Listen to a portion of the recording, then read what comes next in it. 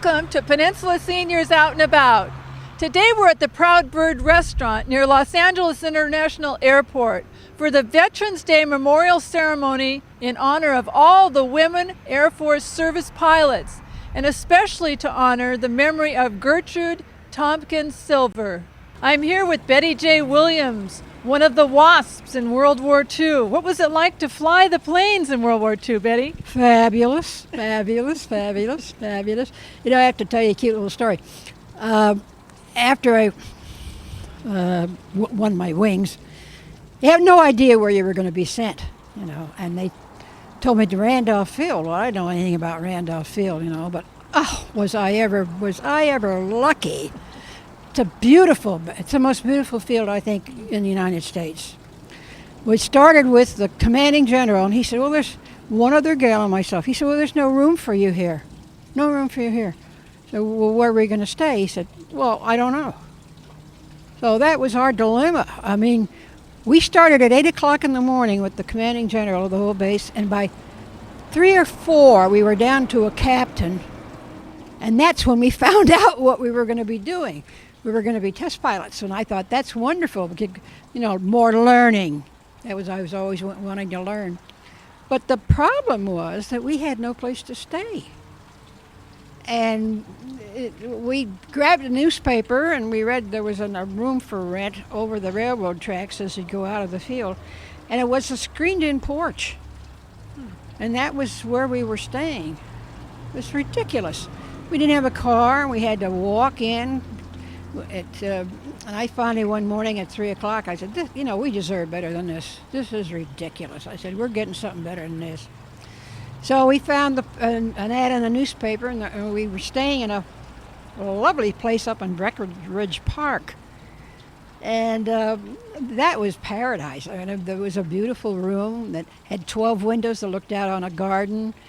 And the first night we were there, and the next day was Sunday, and the gentleman knocked on the door, and he said, if you're decent, open up. And he had a whole tray full of daiquiris. He said, come on out and have breakfast with us. Well, that turned out fine, except that we had to change our clothes. We dress uniform. We had to walk down to get on a bus. And when we got to the base, we'd get out of our dress uniforms and get into our flying togs. And because Randolph was considered the West Point of the air, all of the dignitaries were always coming in there. So we'd have to get out of our flying clothes and get into our dress uniform to go over to have lunch, and then repeat the whole process. So that went on for quite a while, and Cochran came in. She said, well, I want to talk to both of you. She said, I don't know why we have trouble keeping people on this base. Tell me, where are you staying? And we said, well, Miss Cochran, they told us there was no room on the base. And I said, we've been renting a room up in Breckenridge Park. She said, I'll take care of that. In 40 minutes, there was a great big building with all kinds of cots in it. And I enjoyed Randolph very much. But when they wanted me to go to B-25 school, and I said, do I have anything to say about this? And they said, what do you mean? And I said, well, I don't want to go to a B-25 school. And they said, why not? And I said, well, I used to work for the airlines. And I said, it's going to be a long time before they let women fly. You know, I said, I want to fly that P-40. They said, get in line. A lot of generals ahead of you. I said, so what do I do to get in line? And they said, but you got to pass the blindfold test. I said, all right. So I said to the other gal, Petey, come on, this is going to be fun. So what we would do in our lunch period, we would go over in the hangar and sit in the hangar, because what we had to do for the blindfold test, we had to put our hand and finger on every knob, tab, and lever and name it. I think I missed 2 circuit breakers or something like that. And they said, well, you're all set. And I said, that's it? They said, yeah, that's it. Because it was a single cockpit, you know. And it was a P-40N, which meant it was an electric prop. And I didn't like that because they didn't want it to overheat. And the minute you'd get into position to take off, they stopped all traffic on the field. So every eye was on you, you know, because they didn't want the aircraft to heat up. So he said to Petey, you take one and I'll and Betty, you take one. And he put a little thing, a pad on our knee, and said that that's what you're supposed to do. And he said, I'm going to be in another plane, so I'll. So we went up and we did everything, and we came down, and he said, don't land on the runway. We don't let the P-40s land on the runway. He said, some of the guys get too reckless, you know. They'll want you to land on the grass. I said, okay, land on the grass. That was the checkout. The next day they called, they said, we got a P-40 over here we want tested. Now which one of you gals are going to do it? And Petey said, I'm not going to do it. She'd been a kindergarten teacher, you know. So I said, okay, I'll do it. So the only trouble with that is that when I went over, Randolph Field is such a huge field. It's two fields. If you're on one side, you can't taxi over. You have to take off, land over on the other side. It's that large. So when I went over there, they didn't have the aircraft quite ready. And it started getting dark, and I thought, what are we doing with this? They said, well, we just want you to slow time it. That means they put a new engine in, and all you do is slow time the aircraft. Getting dark, it's getting dark, and I thought, oh my God, I had to stay up for an hour. So I finally got off, and I'm upstairs, and I'm looking down, and the lights are coming on. It's getting dark, and I thought, uh-oh. Second time I ever land this airplane's going to be at night. Oh. You know, brand new airplane, a P-40. Anyway, I got it down, and the next day over at the officers club, this guy says to me, well, you're a pretty hot pilot, you are. And I said, how's that, sir? He said, we don't even let our guys fly those things. I said, well, sir, I was upstairs. I thought I was going to get down. So he left me alone. But I loved Randolph very much. When we first went there, the gentleman was a major that was the head of emergency engineering, and he wouldn't let us fly. He said, I don't think, they can't fly. You know, they'll fly. And we're sitting out with our backs up against it, and we're right underneath his big window, and there was a captain in there, and the major's looking out the window, and he sees this guy bouncing all over the runway, and he's screaming at the captain, who in the H is in that airplane? It's one of the guys that just came back from overseas. Well, he was probably flying something big, you know, and all of a sudden he's back in a T6. So the major says, well, how are we going to get all those airplanes tested? How are we going to do this? How are we going to do that? And the captain says, why don't you let the WASP fly? He says, you don't think. The captain says, that's one way to find out. He came out and he said to us, hey, girls, let you go flying? Yes, sir. You know, he says, you take one and you take one. And they're both standing there looking, boy, we just greased it on. Distinguished guests, as grateful citizens of our republic, we are gathered here to remember all of our veterans, but especially to honor the memory of Gertrude Tommy Tompkins Silver, who embarked on her final flight just across the street from where we are now. In the late afternoon of October 24th, 1944, she headed west over Santa Monica Bay, flying a P-51D Mustang fighter plane, and she flew into history. During the Second World War, Gertrude and 37 of her sister WASP pilots lost their lives in service to our nation.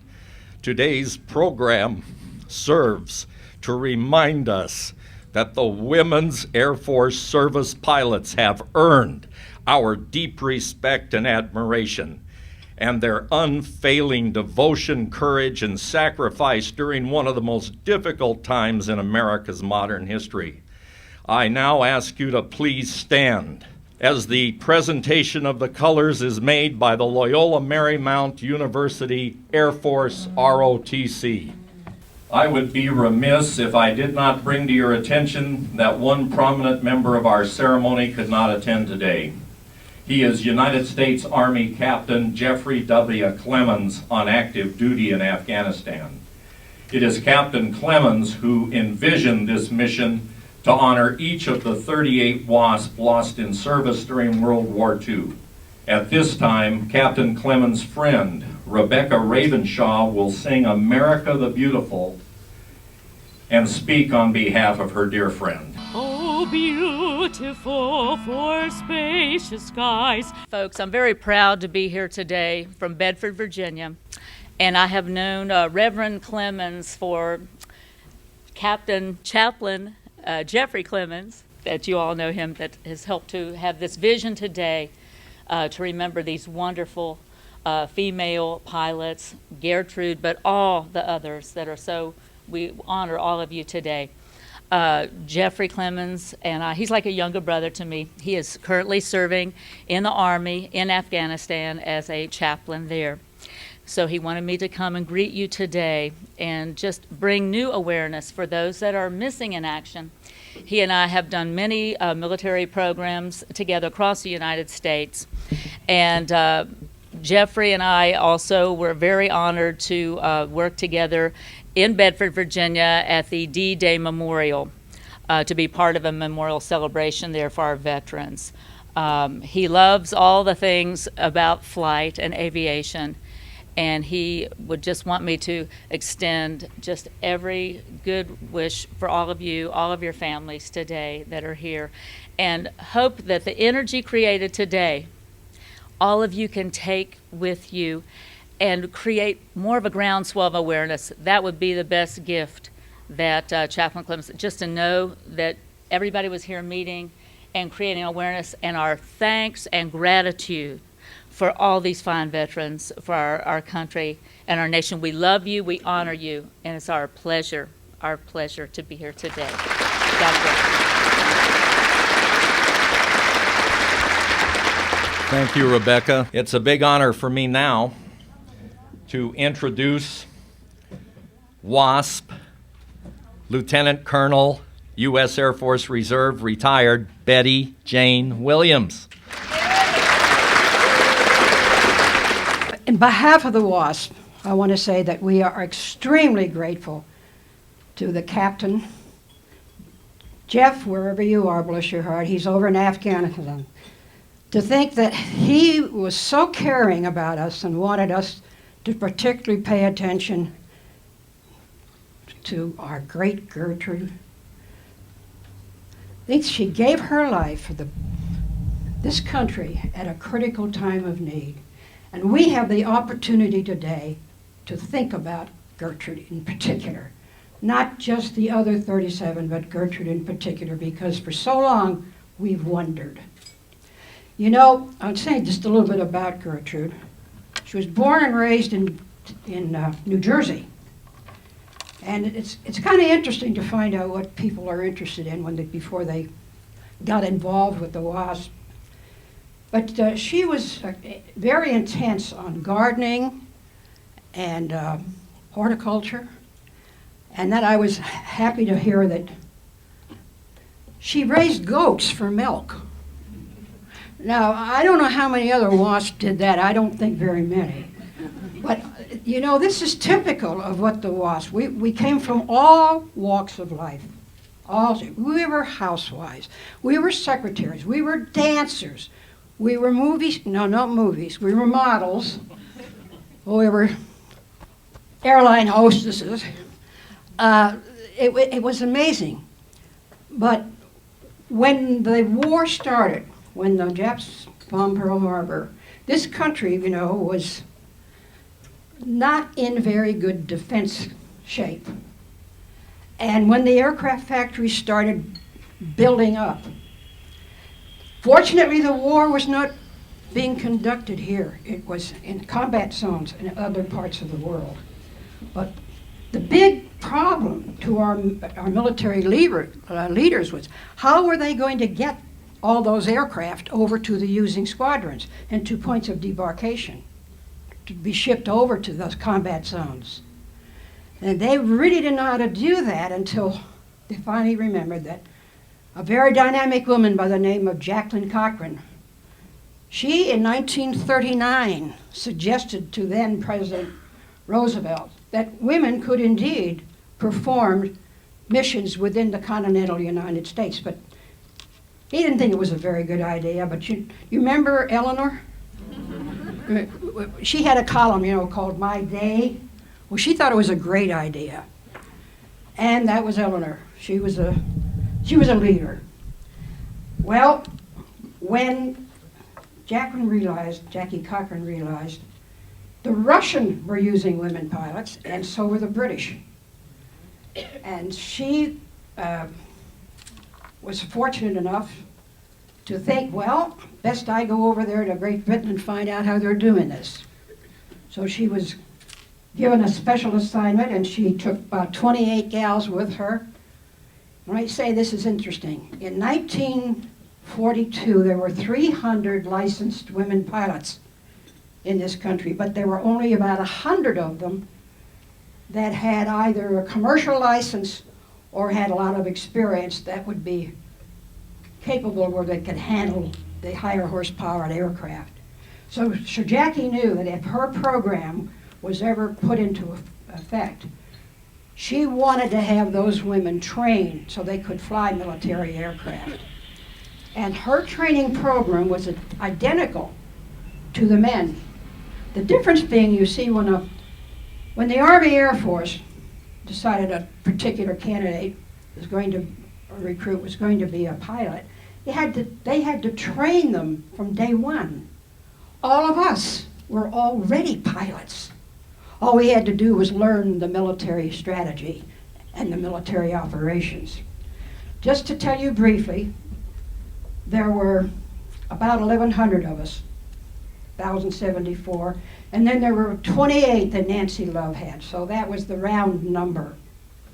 There were 25,000 women that tried to get into this program. Some of them even from Australia, New Zealand. But you see, you had to be a United States citizen, and you had to be a pilot. So those qualifications reduced that number down to about 1860, if I recall. But that program of teaching, we went through 7 months of training. And after we were trained militarily, the only thing we didn't learn was formation flying, because we didn't need to know formation flying, because we weren't going into combat. Women were not allowed in combat until, just as you all know, just until a few years ago. But we are always proud of the fact, and to this day, that we were the first. We were the first women that flew military aircraft for this nation. And why did we do it? Because we all loved flying. And you know, I think Jackie said it best, as I heard her say one time. I pity the person that never learned to love the way I love flying. And that just about says it for all of us, because that was what held us together, was that love of flying. We flew 77 different types of aircraft. And I just learned, but the Air Force finally came out with a figure. We ferried 12,650 aircraft. That's a lot of aircraft. Every type of aircraft, from the trainers to the pursuits to the transports to the cargo planes to the bombers, and we even had 2 of our girls checked out in the B-29, which was the biggest. It was a magnificent expression of, well, what was it an expression of, Betty? It was an expression of the fact that you were helping your country. And everybody during that time period wanted to do that. As a matter of fact, I can remember that you'd be actually embarrassed if you weren't doing something for the country. It was so different than it is today. Terribly different. But what a wonderful, wonderful experience it was. And there are stories, we'll never run out of them.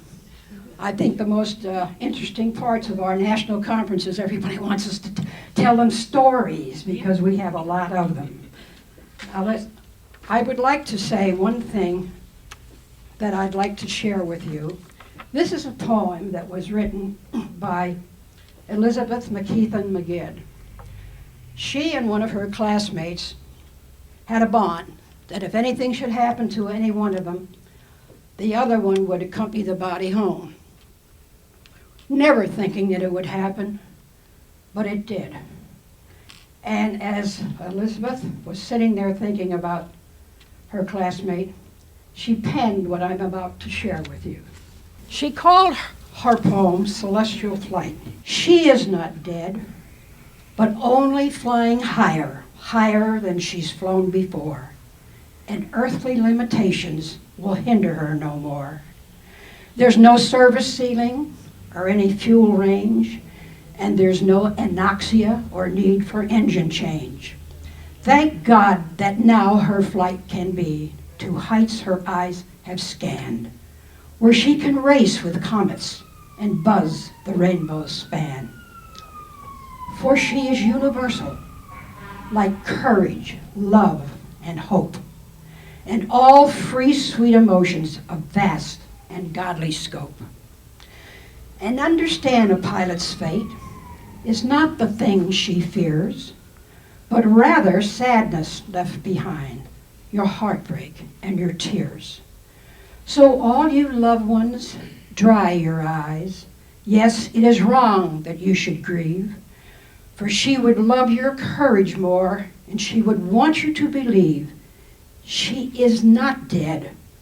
You should have known that she is only flying higher, higher than she's ever flown. Ty Killen, would you come up? I really feel BJ said it pretty much on the button. When she talked about these women, what we loved and what we did. And we died just like anyone else did. And when I was asked to speak at a funeral not long ago for another WASP that I went all through training with, I had to think a minute. I wonder what it's going to be like. Because we're here to pay respects. As BJ pointed out, they're the deepest kind, the ultimate sacrifice. And it's a terrible thing when death and the numbers become a measure of victory or defeat. But such is war, and the ravages of the aftermath reveal what we must never, never forget: the ultimate sacrifice of those who've gone before. And never, never forget that our debt is such that it could never truly be repaid. Charlie, Okay? you have a phone call? What? A phone call. Well, he down? A phone This call. is rude. Thank you. Excuse me. Hello? Hello? Hello? Oh, St. Peter? Oh, well, yes. I know who you are, St. Peter. Yes, yes, of course. Uh-huh. How may I help you? Concerning a latest WASP? Oh, yeah. You mean, that was Curly Martin. Why Curly? Well, because her hair was straight as a board. Yeah. Well, uh-huh. You say all of your WASPs up there have funny names? Well, sir, I know it's quite a paradox. We're all like that. My name? Well, it was Pappy, and that's what ended up from Papuli Malahini. You see, Curly's instructor was from Hawaii. What does it mean? It means crazy white woman. Yeah. But it got back to Pappy, and well, did I understand you to say that your problem's not opening the gates? Oh, I see. Yeah, if I heard you correctly, yeah. They just fly over the gates. Yeah. Uh-huh. I know what you mean by doing funny things in airplanes.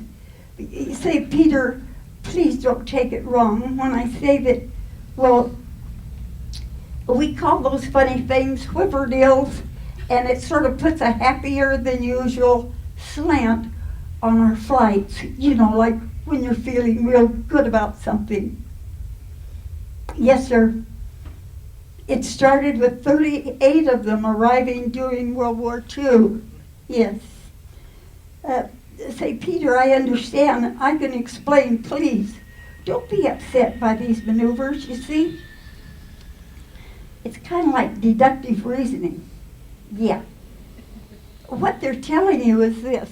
Please, Don't bother opening the gates. We wasps have the thickest blood of all, and this creates the closest indelible bond of sisterhood. And you know, all of us await that final flight. Yes, sir. Yes. It's a supreme and everlasting reunion, and what they're doing is coming home to heaven on their last flight in such a beautiful and much happier final approach, because you see, this way they're closer to God. Yes. Yes. Yes, sir, that does iron out the problem, doesn't it? I do appreciate you calling me St. Peter, and I'm sure I'll see you later. And when that day comes, St. Peter, please don't bother to open the gates. Just look up and say, here comes another wasp.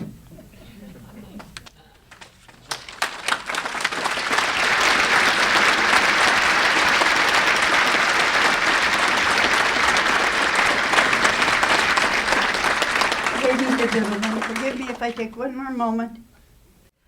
I promise I just have 8 short lines I want you to hear. Is it enough to think today of all our brave, then put away the thought until a year has sped? Is this full honor for our dead? Full service needs a greater toll, that we who live give heart and soul to keep the land they died to save, and be ourselves in turn the brave.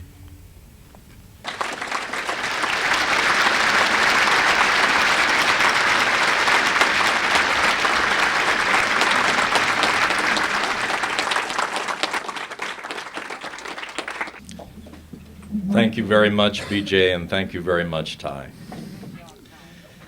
At this time, I'd like to ask the field representative for Assemblyman Ted Lieu, Melissa Ramoso, to please come forward. On behalf of Assemblymember Ted Lieu, I'd like to present the certificate of recognition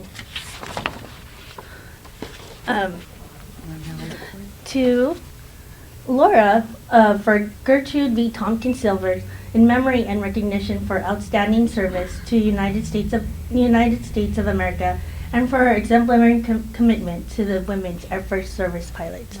Thank you.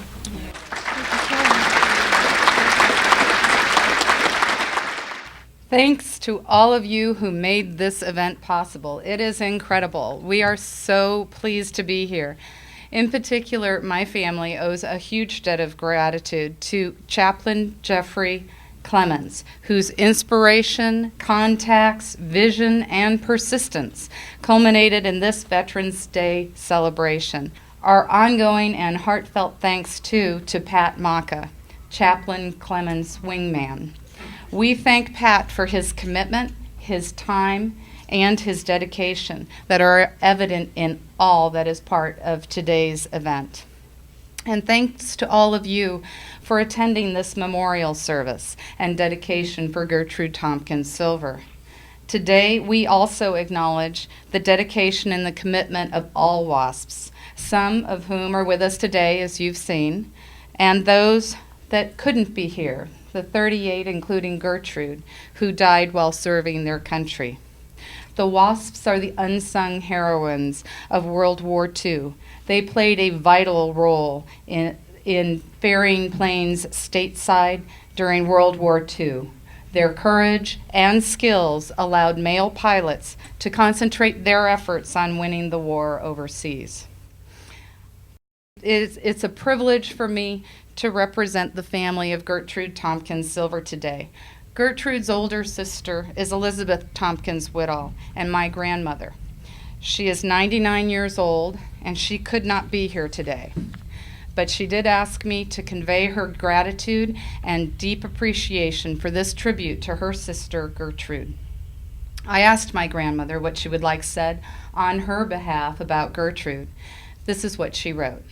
I do know that Gertrude found herself in learning to fly and was supremely happy when in flight by herself. She had found something that added an extra and special dimension to her life. Most of you, like I, did not know Gertrude in person. What I know of Gertrude is gleaned from what I've read from my grandmother's book, From There to Here, from Gertrude's military records, from letters written by Gertrude, and from meeting and speaking to those of you who did know Gertrude. Those who flew with Gertrude agreed on two things. She was a great pilot, and she loved to fly. In flight, she found her passion. She found her reason for living, and Gertrude died doing what she loved. Many of you may not know that Gertrude was the youngest of 3 girls. She was born in 1911 to a family that expected her to find her calling and to succeed in that calling. That may not sound very surprising to a lot of us today, but in 1911, Gertrude and her sisters, despite their gender, were encouraged to pursue their dreams. And as you heard earlier, Gertrude searched for that dream. She attended the Pennsylvania School of Horticulture. She toured gardens around the world. She took up photography. In all these endeavors, Gertrude excelled, but they were not her calling.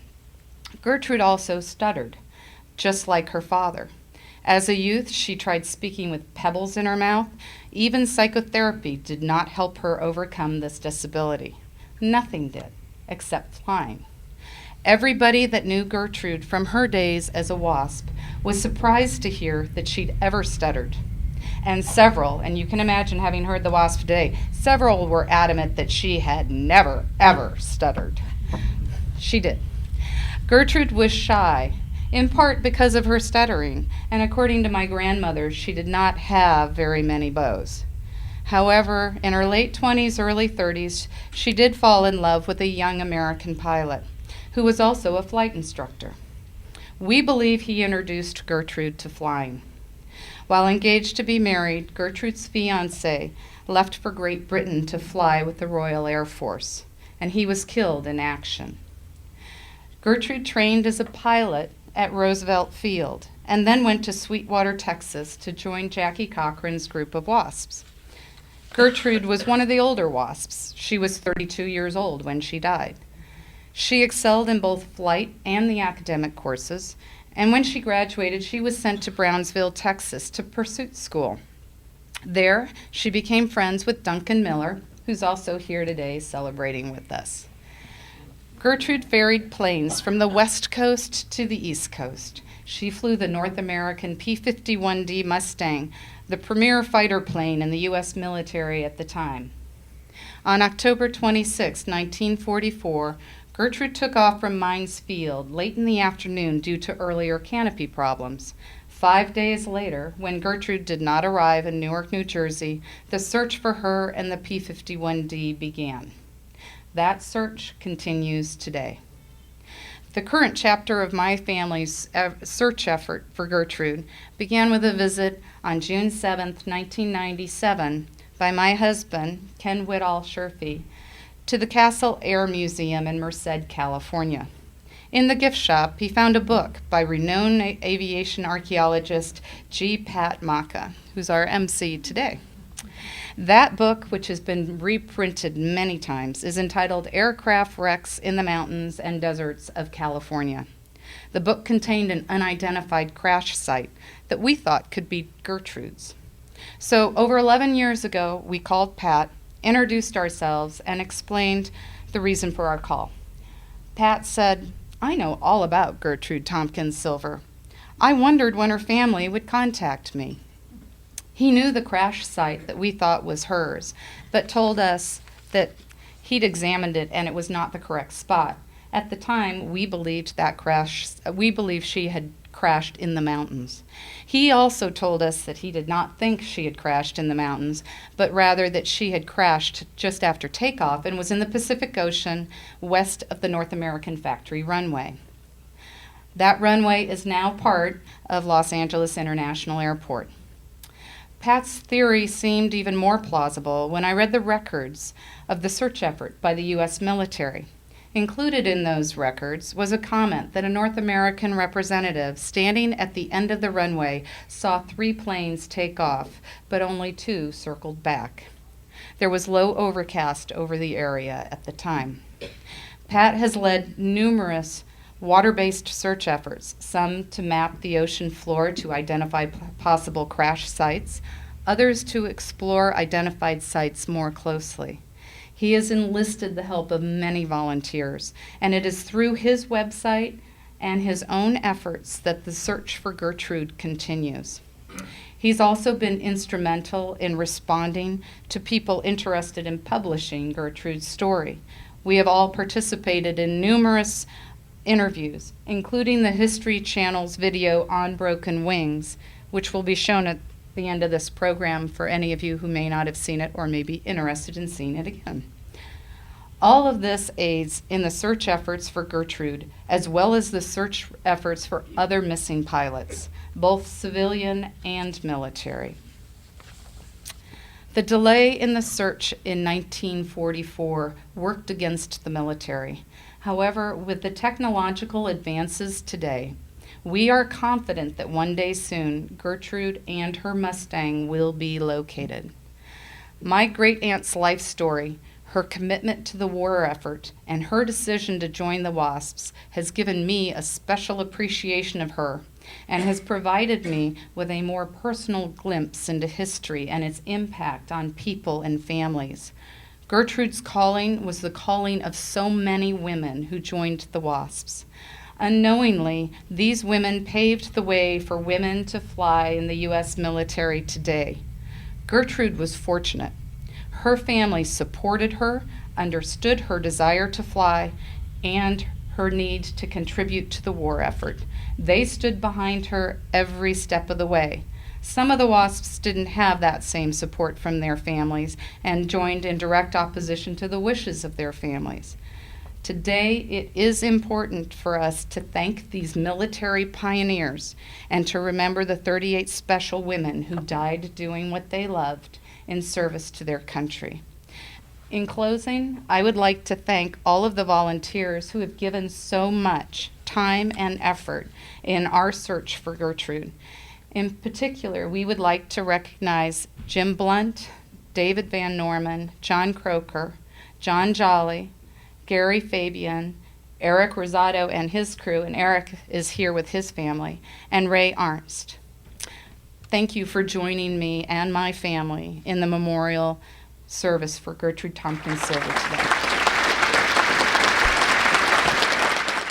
The missing, how they haunt us, how we need to know their fate.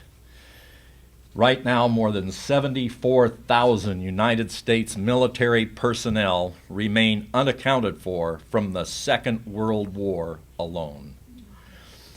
The next gentleman to speak will be Mr. Jeff Grubb. It's a pleasure for me to introduce him.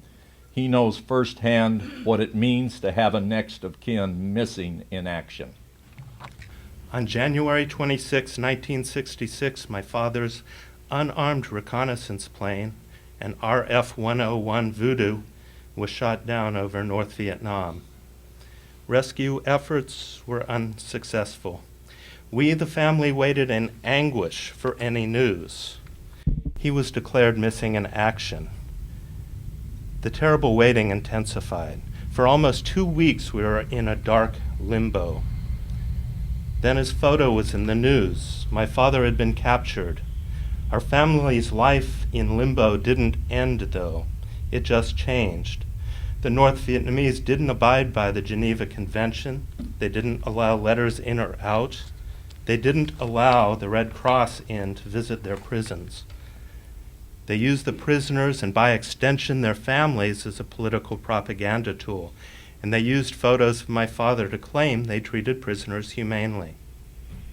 At home, our government did a poor job of keeping the families informed, and a number of MIAs and POWs were growing daily.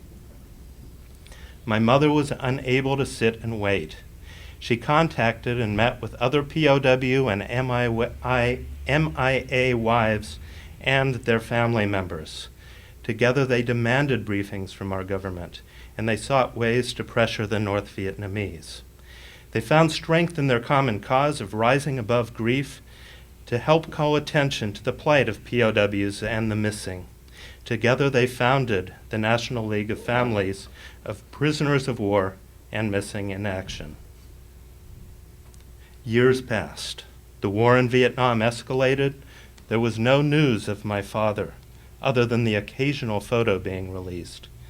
In 1971, my mother became the national coordinator of the League of Families.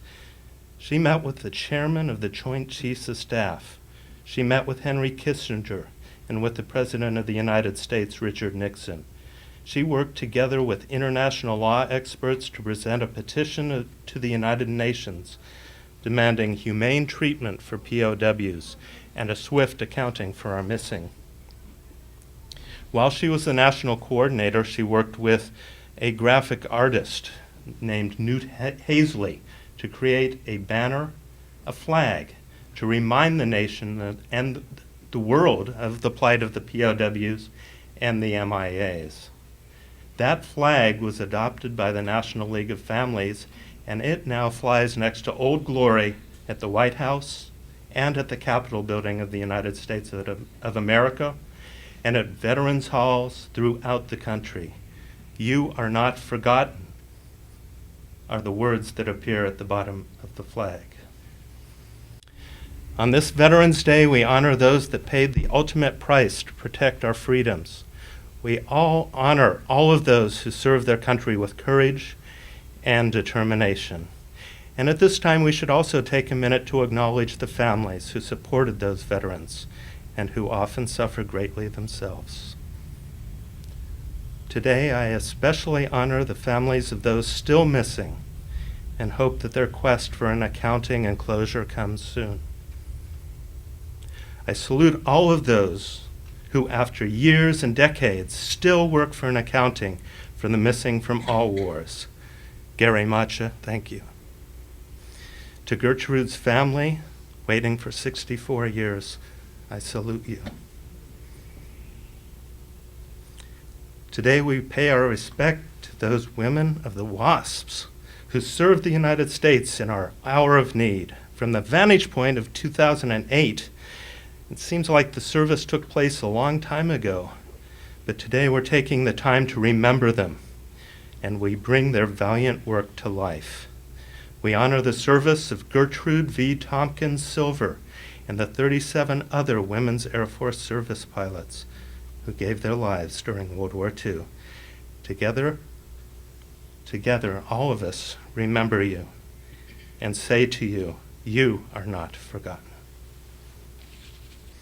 Thank you, Jeff. It is now my pleasure to ask Rowena Ake from the Flight Path Learning Center and Museum located here at LA International Airport, and she is going to accept the bronze plaque and the artwork that you see here done by Lure Rosado.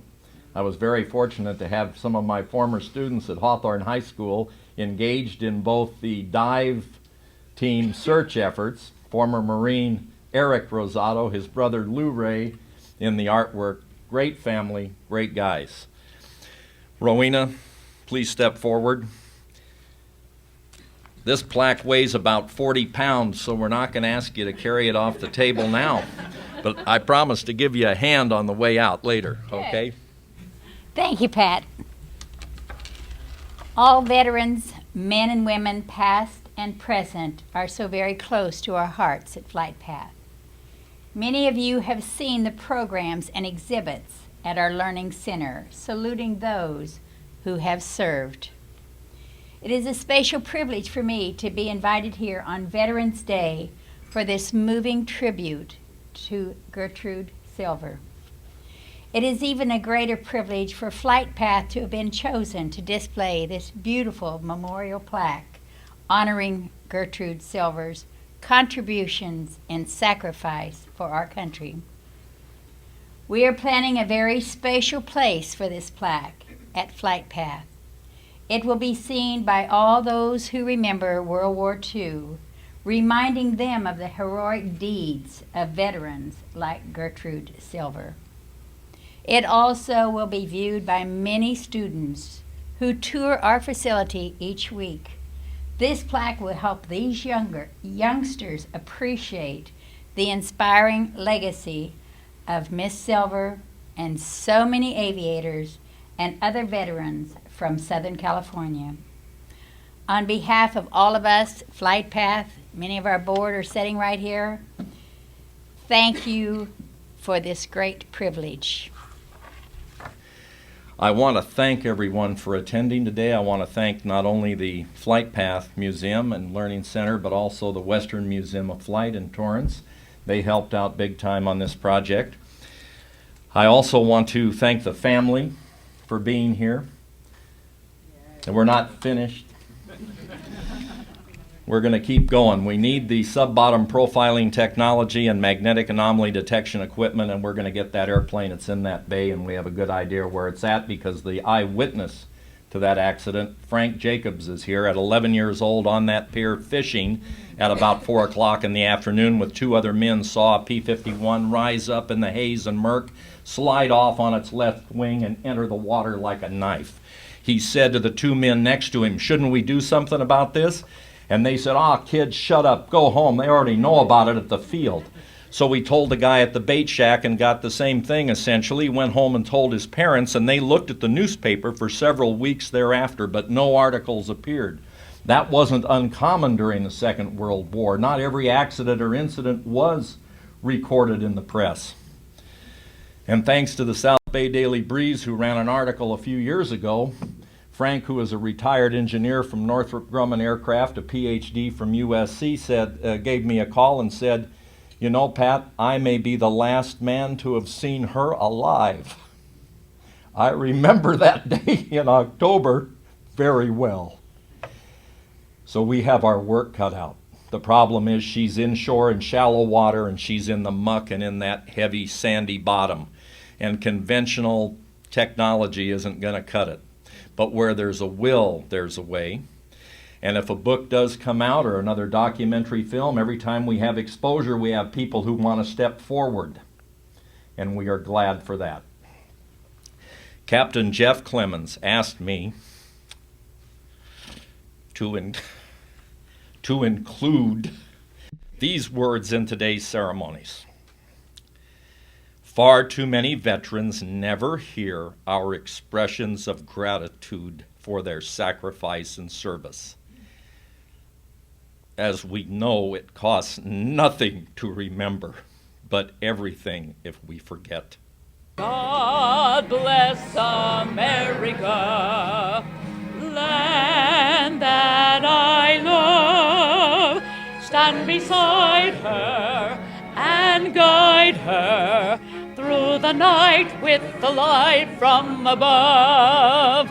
From the mountains to the prairie, to the ocean white with foam. God bless America, my home, sweet home. I'm here with Margaret Pinky, one of the WASPs, known as Pinky. What was it like to fly an airplane during World War II? It was wonderful. And I was so lucky to get into the program because I hadn't had a lot of flight time. And but since when I was 3 years old, I had seen a plane doing maneuvers. I grew up out in San Fernando Valley, and he was doing all kinds of things, and all of a sudden smoke came out of the plane. And my mother came out, she'd left me in the car, and she said, "What have you been up to?" And I said, "I was watching an airplane." And she said, "Oh," and I said, "And it went down over there in the orange orchard." So she said, "Let's go see." And we went over, and she said, "You stay in the car." And she came back in about 5 minutes, and she was just all ashen looking. She said the poor man was killed. And I said, I want to fly. And you did. And I did. You did. We're here with two of the WASPs, Ty and Mary. What was it like, Mary, to fly a plane during World War II? Well, it was a wonderful experience, and it was hardly fair for us to be having so much fun when there was a war going on. Ty, what was it like for you to fly an airplane in World War II? I'll go with Mary. It was the greatest experience of my life. I'd do it again for nothing. And Mary, can you tell us one of the stories that stands out in your mind in flying one of the planes? And what kind of a plane did you fly? Well, we flew all the trainers. We started with the bi-wing PT-17, and then we advanced to a basic trainer, and then we went on to the AT-6, which was the dream of all of the WASPs. And can you tell us a story about what it was like to fly them? Or what's something that really stands out in your mind, flying one of those planes? Oh, when we got to the AT-6, that had so much power, and it just responded wonderfully. You could do whatever you wanted with it. And something tells me you folks were doing loops. Or is it Ty that was doing loops? No? I was doing slow rolls. She was doing loops. I'm here with Pearl Judd, one of the WASPs. What was it like to fly one of the military planes when it was generally men that were flying them? Well, we really didn't think about that. All we could think about is actually getting our hands on the control. And we all had husbands, boyfriends, family members that were all over the world fighting. And it was different then. There was just a different feeling. Everybody was fighting for their country. You do what you need to do. Yes. Can you tell us about the patch you have on here with the plane? Yes. And the stars? There's 38 stars that go around the circle. And that represents the 38 girls that were killed on active duty. And the wings are a duplicate of the WASP silver wings. And the Southern California WASP had this design for a reunion in 1996 that we held at Disneyland. And I'm very proud to be wearing it. Can you tell us maybe a story about what it was like to fly one of the planes, You want a funny story? Well, my most embarrassing story is the first time I was asked to, come on, let's fly, pick up your parachute. So I picked up my parachute and took off, and that was in Texas, and the wind was blowing, and I didn't go very far. And my instructor turned around and looked at me and said, grab her before she blows away. I spent that Saturday afterwards packing my parachute. We're here with one of the WASPs, Vi Cowden. Did you have a nickname, Vi? Yes, I did. One time when I was flying from Palm Springs to Long Beach, I had a locked wheel. And when I came in, the tower said, you're on fire, we're going to clear the field. So anyway, they cleared the field, and I brought it in and saved the airplane. Well, anyway, some of my buddies thought that was pretty neat. And so they called me Mighty Mouse. What was it like to fly some of those wonderful planes? I just loved it because there's a freedom that you have. And one time I was taking off it, and I thought that the faster you got off the ground, the safer you were in case something happened to the airplane. You'd have a chance to land somewhere. And one time I took off and I just shot right straight up, and the tower called and said, identify yourself. So I identified myself, and they said, well, no girl flies like that. And I said, well, yes, they do. I'm here with Duncan Miller. He knew Gertrude. Can you tell us a little bit about what it was like to be in flight school with her?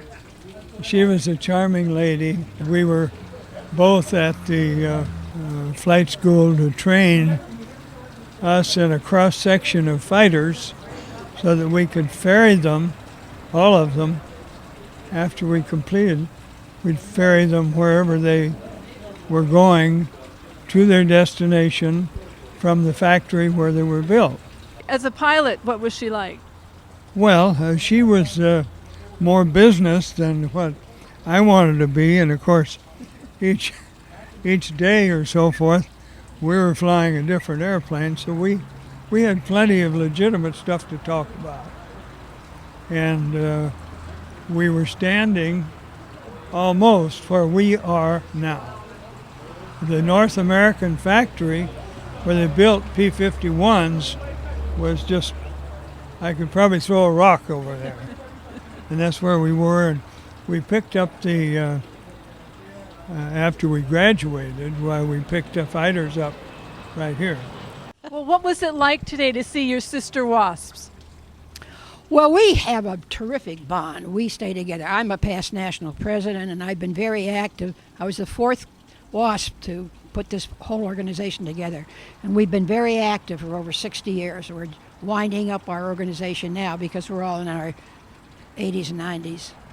And it's the closest relationship I've ever had with a group of people. Because we all experience, and we go together and we tell stories, and we still have surprises. You know,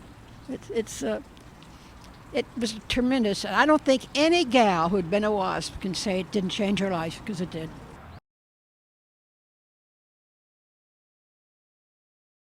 I know that we gave it best efforts, and we tried to find her. And there'll be another time.